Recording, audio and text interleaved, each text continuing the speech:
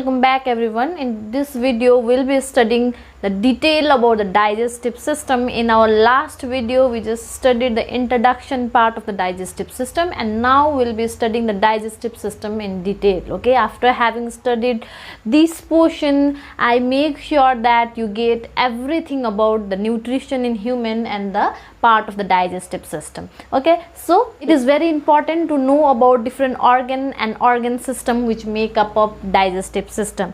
Then only you can understand the working or the processing of the digestive system. Okay, so let us come to the different part of the digestive system. This thing has been dealt in the previous video as well, where I gave you the easy example of the car traveling in road and you need to go to petrol pump to fill the petrol, isn't it? Now coming to this part, the digestive system is divided into two parts, that is digestive tract and digestive gland. Okay, the digestive tract is like a road, all right, and car is a food, and then the digestive glands are the petrol pump where there are petrol so that our car can be refilled and it can move by road. Okay, here also the digestive system is a path, okay, or the track from where the food travels, and digestive glands or the digestive organs, they pour some kind of secretion which helps the food to break down into the smaller components and travel down the small intestine and finally release from the anus.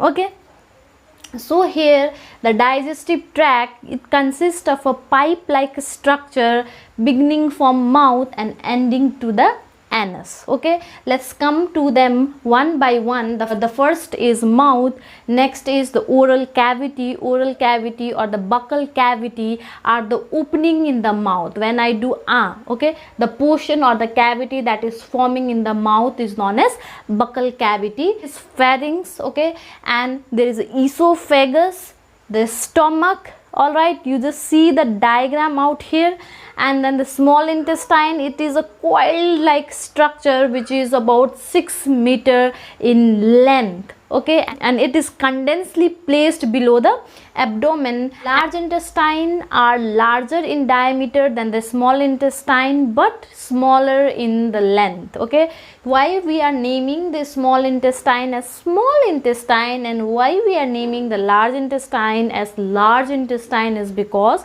the diameter of large intestine, you see, it is more as compared to the diameter of small intestine, which is small. Okay, but the length of a small intestine is more longer as compared to the length of large intestine. You can see from the diagram, small intestine are very coiled and condensed, but large intestine, they are not much coiled or condensed. It is just one way. Okay, and coming to the anus, anus is the lowermost part or the ending part of the digestive tract from where the solid food or leftover food is released after digestion.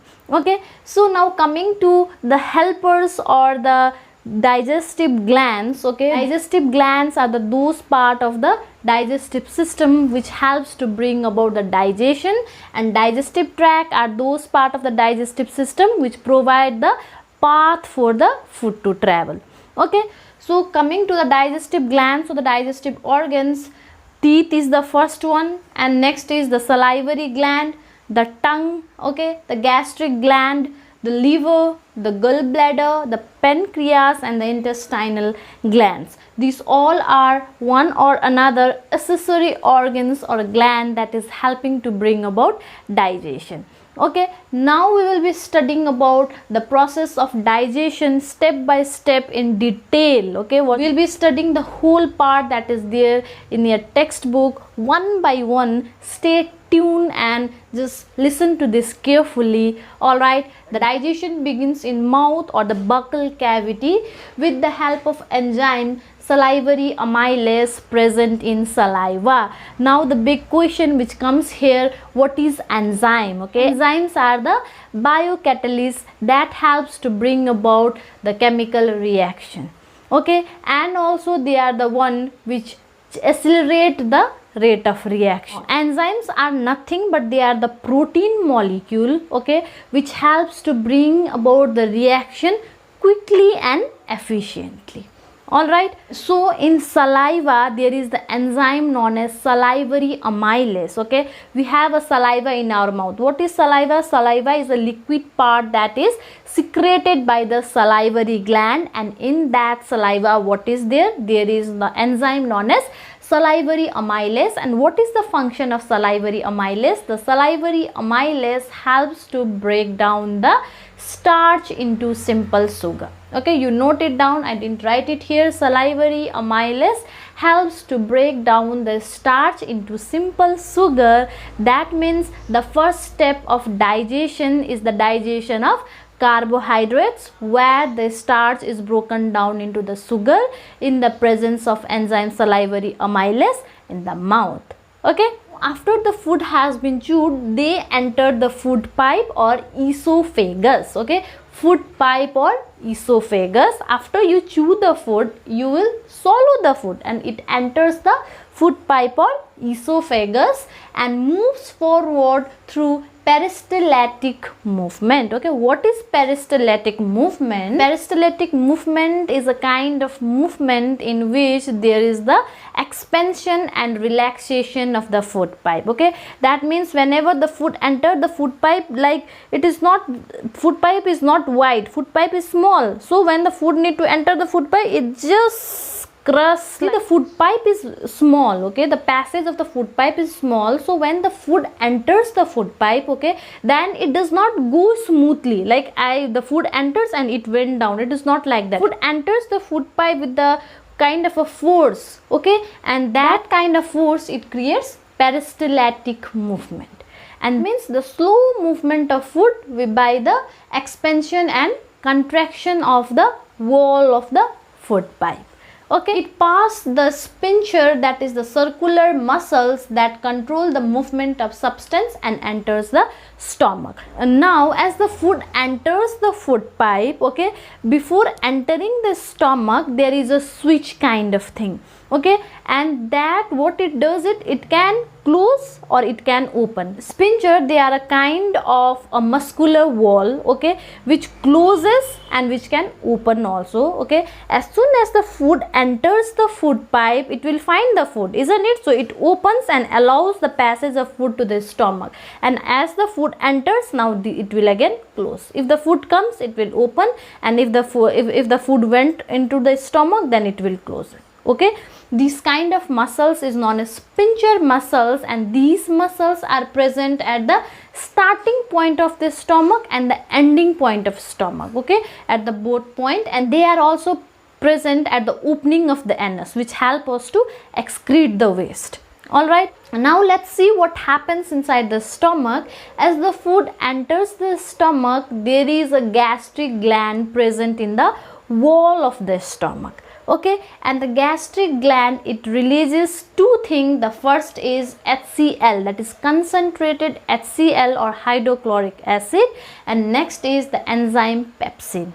Alright, the HCl has a pH of 1 to 2. Alright, that means it is highly acidic and it creates acidic environment. HCl create acidic environment, as well as it kills the microorganism or the pathogens entering from outside into the food. See, when we are eating the food, that food can be contaminated, isn't it? So the HCl present in the stomach makes sure that the pathogens which has entered through the food is killed.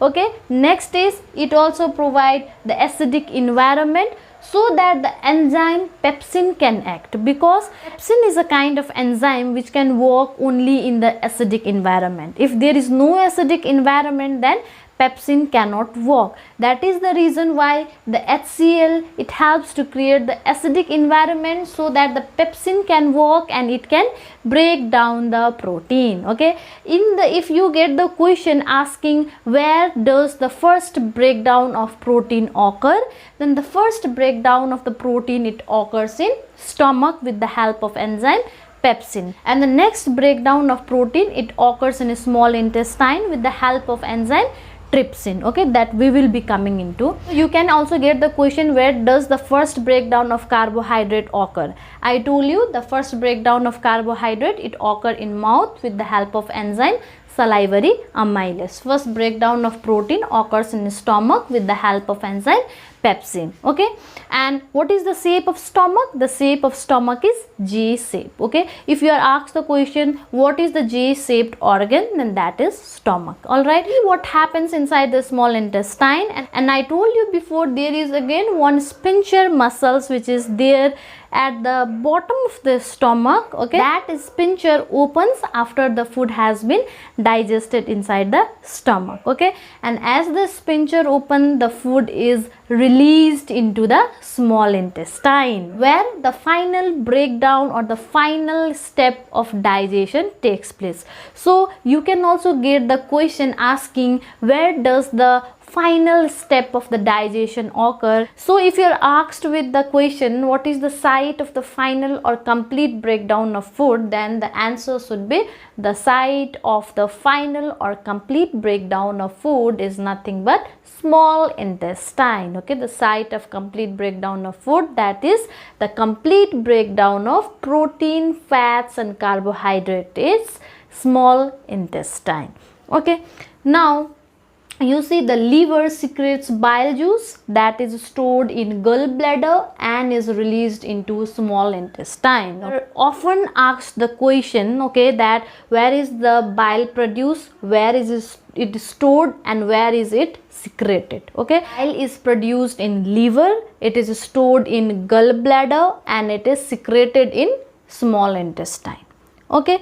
Liver, gallbladder, small intestine, you get that sequence. All right, and the next is pancreas. It secretes numerous enzymes such as trypsin and lipase, okay. And if you are asked the question what is the gland present in the digestive system which secretes the excess of enzyme or the largest number of enzymes, then the answer should be pancreas, okay. Though we have to study about only 2 enzymes present in the pancreatic juice, but there are numerous enzymes that are secreted by pancreas, okay. The function of bile helps in emulsification of fats globules and also neutralize food, okay. There are 2 functions of bile. It helps in the emulsification of fats globules. What is the meaning of this is, the fats globules, they are very large, okay. What does fats do? They emulsify the fat globules into smaller globules of the fats. The fats molecule, it becomes smaller in size. The large fats molecule, it becomes smaller in size than the enzyme lipase can act on it, okay, and then break down the fat completely. All right, now coming to next, that is it also neutralize food. We studied in stomach there was highly concentrated HCl, isn't it? And when that highly acidic food was passing through the stomach sphincter, then what happens? Bile juice, it is alkaline in nature. It reacts with acid and bases, they react to give salt and water, and hence there is a neutralization reaction, because of which the food turns neutral now, okay. And there is no burning of the wall of small intestine. Now that acidic food cannot destroy the small intestine, and if the acidic food was not neutralized, then it could destroy the wall of small intestine, okay. Now you should have a question asking me that, ma'am, you told that the wall of small intestine can be hampered by the acidic food, but why does the wall of stomach is not hampered by the presence of so much concentrated acid? Right, that is because in the wall of the stomach there are a lot of mucous membrane, okay. What are mucus? Mucus are the slimy thing. When you are having cold, the slimy thing that releases out from your nose, okay, that is mucus, and those kind of slimy thing is present in a layer, okay, thick layer, which is helping the stomach to get rid of high concentrated HCl. Okay, but this is not the case with small intestine. That is the reason why the bile helps to neutralize the acidic food before it enters the small intestine. Okay, another function, it also emulsifies the fats globules, that is the large globule of the fat will turn into smaller globules. Okay, now coming to the function of the pancreatic enzyme, okay, that is trypsin, it helps in the final breakdown of protein into amino acids. That means when you get the answer where does the final breakdown of the protein happens and with the help of which enzyme, then you will answer that the final breakdown of the protein happens with the help of enzyme trypsin, and it occurs in a small intestine. And what does the protein finally break down into? It finally breaks down into amino acids. Okay, amino acid, protein finally break downs into amino acids. And next is the activity of enzyme lipase. Lipase helps in breakdown of fats into fatty acid and glycerol. Okay, that means if you are asked with the question which enzyme helps in the final breakdown of the fats, then the answer is lipase. And where does that happen? The answer is again small intestine. And what does the fats finally break down into? It finally breaks down into fatty acid and glycerol. Okay, you keep this thing in mind. All right, now next coming to absorption. After complete breakdown of food, the food is taken up by the wall of a small intestine. After the food has been completely broken down into glucose, amino acid, fatty acid and glycerol. Okay, those are the components of carbohydrates, protein and fats. The component of the food will be absorbed by the wall of the small intestine. Okay, and this process is known as absorption. Now let's see what is helping to bring about this absorption. The absorption is brought about by the numerous finger-like projection present in the inner wall of small intestine, and they are known as villi. V-I-L-L-I, villi. Okay, what are those numerous finger-like projection known as? They are known as villi. And coming to the function of large intestine, the large intestine absorbs excess of water. What is the function of large intestine? It absorbs excess of water from the food. That means it makes the food solid by absorbing excess of water. Another function is that it also helps in the storage of the leftover or digested food. Okay, and the storage mainly happens in the rectum part of the large intestine. Last but not the least, okay, from the part digestive system, that is the waste is removed from anus and it is regulated by sphincter known as anal sphincter. Okay, there is a anal sphincter. I told you already, sphincter is a circular muscles that controls the movement of the substance. That means there is also kind of a muscles that can open and that can close. So when you feel like going to the bathroom, then only what happens, the anal sphincter will open and then the solid waste is removed. Whenever you don't feel like going, the anal sphincter remain close. Okay, we have the power to regulate the anal sphincter so as when to excrete and when to not. Okay, so this was for today and we completed the whole portion of the digestive system, and in the next video we will be studying about the respiratory system. Till then, stay tuned, stay safe, keep learning, and don't forget to like and subscribe the channel. And if you have any queries, then you can please comment me on the comment section below. I'll be happy to help you. Thank you so much.